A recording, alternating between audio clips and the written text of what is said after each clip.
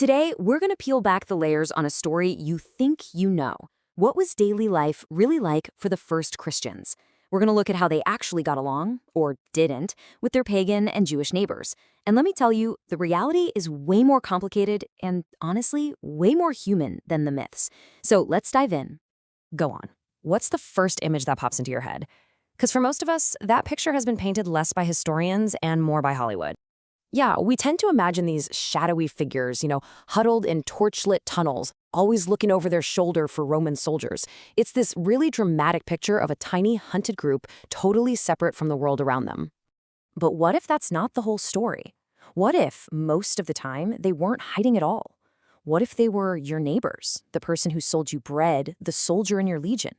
How in the world did they navigate a society whose most basic rules they were about to upend?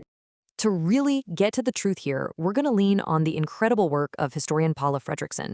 Her research is like a time machine. It cuts through all the noise and helps us piece together what life was actually like for these communities, long before Christianity took over the empire.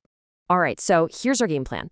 First, we'll paint a picture of the Roman religious world. It was packed with gods. Then we'll dig into Christianity's relationship with its parent, Judaism. After that, we'll nail down the one thing that made Christians so radically different. And finally, we'll look at the price they paid for that difference. Okay, so first things first, let's just imagine the world these early Christians were walking around in. I mean, it was a place that was absolutely buzzing with gods, spirits, and divine powers.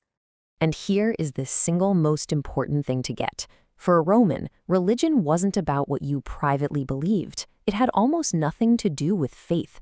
It was all about what you did. It was about public actions, rituals, sacrifices, going to festivals, things you did with your neighbors to keep the gods on your side.